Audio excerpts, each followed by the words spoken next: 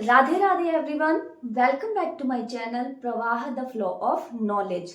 आज का जो हमारा टॉपिक है वो फेरोमोन्स का ही एक्सटेंडेड पार्ट है। पिछले वीडियो में हमने फेरोमोन्स के बारे में स्टडी की थी और कुछ डिफरेंट टर्म्स जो फेरोमोन्स को दिए गए थे उसके बारे में हमने पता किया था, उसकी डेफिनेशंस हमने देखी थी।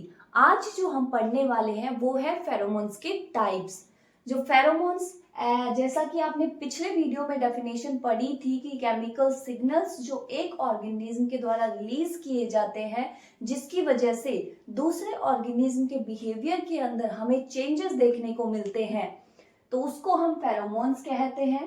Pheromones are of two types. First, releaser and olfactory pheromones. Second जो होते हैं हमारे प्राइमर एंड गस्टेटरी फेरोमोन्स। ये दो टाइप होते हैं फेरोमोन्स के। फर्स्ट जो हमारे रिलीजर्स और ऑल्फैक्टरी फेरोमोन्स जो होते हैं ये मोस्टली जो है वो बिहेवियर के ऊपर काम करते हैं, स्मेल के थ्रू काम करते हैं। मतलब कुछ केमिकल्स ऑर्गेनिज्म के द्वारा रिलीज किए जाते हैं जिसको दूसरा ऑर्गेनिज्म स्मेल करके आइडेंटिफाई करता है। एक पर्टिकुलर ऑर्डर इस फेरोमोन के अंदर पाया जाता है। इसके अंदर इसके कुछ स्पेसिफिक पॉइंट्स होते हैं कि जो रिलीजर या ऑल्फैक्टरी फेरोमोन्स जो होते हैं इनका लाइफ स्पैन जो होता है वो शॉर्ट होता है। मतलब बहुत कम टाइम तक जो है ये अपना रोल निभा सकते हैं, वो बहुत कम टाइम तक इनका असर रहता है। ये जो होते हैं ये शॉर्ट लाइफ स्पैन के होते हैं। दूसरा जो पॉइंट होता है वो हमारा ये होता है कि ये बहुत फास्ट रिएक्शन शो करते हैं। इनके अंदर इनकी वजह से जो चेंज आता है बिहेवियर में दूसरे ऑर्गेनिज्म के अंदर वो बहुत ही इंस्टेंट, बहुत ही रैपिडली हमें देखने को मिलता है। Causes immediate response. जैसे ही एक ऑर्गेनिज्म के द्वारा फेरोमोन रिलीज किया जाता है दूसरा ऑर्गेनिज्म जब उसको स्मेल करता है तो वो इमीडिएट रिस्पॉन्स वहां पे शो करता है। थर्ड एंड लास्ट पॉइंट है कि इसकी वजह से जो होते हैं दूसरे ऑर्गेनिज्म के अंदर बिहेवियरल चेंजेस क्रिएट होते हैं। जैसा कि हमने पर्टिकुलर डेफिनेशन के अंदर पढ़ा था कि फेरोमोन्स की वजह से बिहेवियर के अंदर डिफरेंस आते हैं। तो कॉज बिहेवियरल रेस्पॉन्स, ये हमारे कुछ पर्टिकुलर पॉइंट्स हो गए रिलीजर और ऑल्फैक्टरी फेरोमोन के बारे में। अब हम पढ़ते हैं इसके एग्जाम्पल के बारे में। जो रिलीजर और ऑल्फैक्टरी फेरोमोन्स होते हैं उनके अंदर डिफरेंट टाइप के एग्जांपल्स हमें देखने को मिल रहे हैं यहाँ पे, जिसके अंदर हमारे सेक्स अट्रैक्टेंट्स हो गए, कुछ ऐसे फेरोमोन्स जिनकी वजह से एक पर्टिकुलर सेक्स दूसरे सेक्स को अपनी तरफ अट्रैक्ट करता है मेटिंग बिहेवियर शो करने के लिए। दूसरा हमारे ट्रेल हॉर्मोन्स हो गए जो कि आंट्स टर्माइट्स के द्वारा उनकी टेल से रिलीज किए जाते हैं ताकि वो पर्टिकुलर किस वे में गई है उसका पता लगाया जा सके। उनके पाथ को वो इसी हार्मोन के द्वारा आइडेंटिफाई करते हैं। कुछ हमारे टेरिटोरियल फेरोमोन्स होते हैं जिनके द्वारा एक ऑर्गेनिज्म अपनी टेरिटरी को जो है उस फेरोमोन्स के द्वारा पूरी टेरिटरी को एनसर्कल करता है ताकि दूसरा ऑर्गेनिज्म उसकी टेरिटरी के अंदर ना आए। इसी टाइप से हमारे अलार्म फेरोमोन्स भी होते हैं, ऑडिटरी होते हैं, साउंड प्रोडक्शन ऑर्गेनिज्म के द्वारा किया जाता है। तो ये हमारे कुछ एग्जाम्पल है रिलीजर ऑल्फैक्टरी फेरोमोन्स के। इसके अंदर सबसे पहले हमारा आता है सेक्स अट्रैक्टेंट। तो इसके अंदर भी कुछ एग्जाम्पल मैंने आपको दे रखे हैं। इन एग्जाम्पल्स को देखकर भी आपसे पूछा जा सकता है कि ये कौन से टाइप के फेरोमोन्स हैं, तो ये आपको याद रखने हैं। बॉम्बेक्स मोराई जो ऑर्गेनिज्म होता है सॉरी, इसके द्वारा जो फेरोमोन रिलीज किया जाता है वो बॉम्बेकॉल, अपने ही दूसरे अपोजिट सेक्स को अट्रैक्ट करने के लिए ये बॉम्बेकॉल नाम का हार्मोन या फेरोमोन रिलीज करते हैं।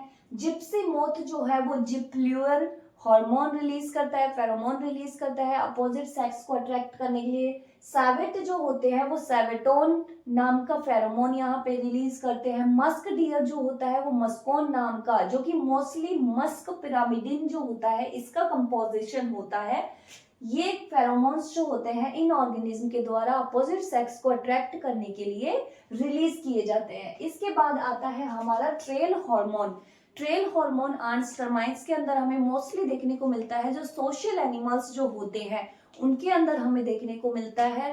आंट्स एंड टर्माइट्स के अंदर ये फॉर्मिक एसिड का कंपोजिशन होता है जो कि आंट्स एंड टर्माइट्स के टेल के द्वारा रिलीज किया जाता है, जिससे एक दूसरे की ट्रेल से जो फेरोमोन रिलीज होता है, इससे ये अपना पाथ आइडेंटिफाई करते हैं। इसके बाद थर्ड है हमारा अलार्म फेरोमोन्स। अलार्म फेरोमोन्स जैसा कि हमने पिछले वीडियोस के अंदर पढ़ा था, बिहेवियर में भी हमें अलार्म कॉल्स के बारे में पढ़ने को मिला है कि कुछ एनिमल्स जो होते हैं वो अपनी लाइफ को रिस्क पे रखकर अलार्म प्रोड्यूस करते हैं जब भी उनको अपने आसपास, अपनी टेरिटरी के अंदर कोई भी डेंजर दिखाई देता है। जैसे इसके अंदर हम मंकीज के बारे में भी स्टडी कर सकते हैं। जितने भी मोस्टली सोशल एनिमल्स होते हैं वो इस टाइप का बिहेवियर शो करते हैं। मंकी को अगर, जैसे ट्री पे बैठा मंकी है, उसको आसपास कोई टाइगर, लॉयन, पैंथर या किसी भी टाइप का ऐसा कार्निवोरस हंटर जो उनको या प्रेडेटर उनको दिखाई देता है, तो वो एक साउंड प्रोड्यूस करते हैं ताकि और जो ऑर्गेनिज्म है डिफरेंट डिफरेंट स्पेशीज के, वो अवेयर हो जाएं कि उनके आसपास डेंजर है और वो सेफ प्लेस पर वहां से चले जाएं। तो और इसी टाइप से स्क्वायरल जो होती है वो भी अलार्म प्रोड्यूस करती है। हमने अपने आसपास देखा है कि कई बार जैसे स्नेक वगैरह या कोई भी प्रेडेटर आसपास दिखाई देता है तो बर्ड्स जो होती हैं एक झुंड बनाकर चिपिंग साउंड वहां पे प्रोड्यूस करने लग जाती हैं। तो ये कुछ टाइप के अलार्म कॉल्स होते हैं जो ऑर्गेनिज्म के द्वारा दिए जाते हैं डेंजर आसपास होने की सिचुएशन में। तो ये हमारे अलार्म फेरोमोन्स होते हैं। इसके बाद आता है टेरिटरी फेरोमोन्स। टेरिटरी जैसा कि मैंने आपको बता रखा है कि एक नीश होता है, एक एरिया होता है किसी भी ऑर्गेनिज्म का जिसके अंदर वो रह रहा होता है, सरवाइव कर रहा होता है, उसका फूड, उसकी जितनी भी रिक्वायरमेंट्स होती हैं उस एरिया के अंदर प्रेजेंट होती हैं, वो उसकी टेरिटरी होती है।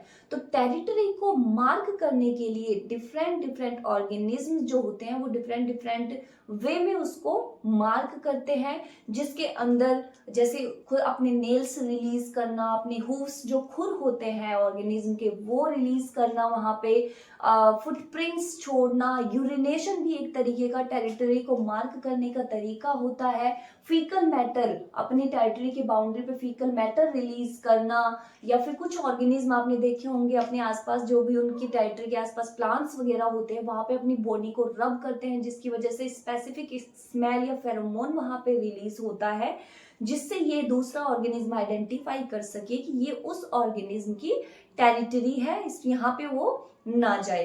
तो इस टाइप के कुछ फेरोमोन्स जो होते हैं ऑर्गेनिज्म के द्वारा रिलीज किए जाते हैं जिसको हम टेरिटरी फेरोमोन्स कहते हैं। तो ये कुछ एग्जांपल है हमारे रिलीजर या ऑल्फैक्टरी फेरोमोन्स की। इसके बाद जो हम स्टडी कर रहे थे वो है सेकंड टाइप फेरोमोन्स का, प्राइमर और गस्टेटरी फेरोमोन्स। जो प्राइमरी और गस्टेटरी फेरोमोन है ये मोस्टली जो होता है वो टेस्ट के थ्रू काम करता है।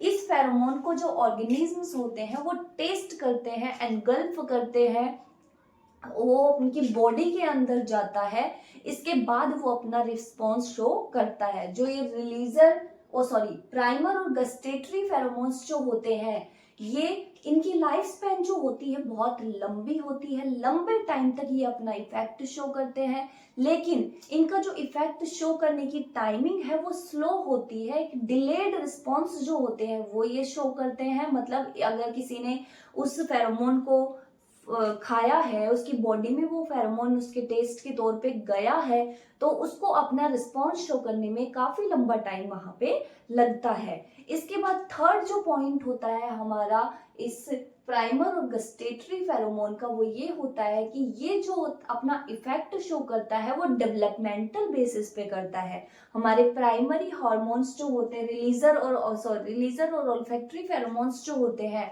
वो बिहेवियर पैटर्न पे अपना इफेक्ट शो कर रहे थे, लेकिन यहाँ पे प्राइमर और गस्टेटरी फेरोमोन जो है वो डेवलपमेंटल बेसिस पे अपना इफेक्ट शो करता है। अब बात आती है ये प्राइमर एंड गस्टेटरी फेरोमोन के एग्जाम्पल की। तो इसके अंदर जो हमारी social animal, social organism honey bee है वो इसका एक मोस्ट इंपॉर्टेंट एग्जाम्पल है, क्योंकि हनी बी के द्वारा, जो क्वीन हनी बी है उसके द्वारा एक 9-ऑक्सोडिकोनोइक एसिड जो है वो रिलीज किया जाता है। ये जो एसिड होता है इसको वर्कर बी के द्वारा टेस्ट किया जाता है, उसके बाद वर्कर बीज जो होती हैं वो इनफर्टाइल हो जाती है।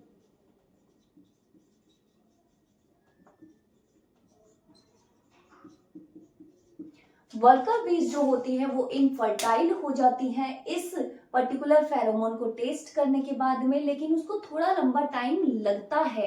इसके बाद क्या होता है, ये जो वर्कर बीज होती है ये इनफर्टाइल हो गई, ये ऑर्गेनिज्म को बर्थ नहीं कर सकती। अब तो ये सारी वर्कर बीज जो होती है वो हनी बी को हेल्प करती हैं ताकि वो जो है रिप्रोड्यूस कर पाए और प्रोड्यूस कर पाए एग्स को।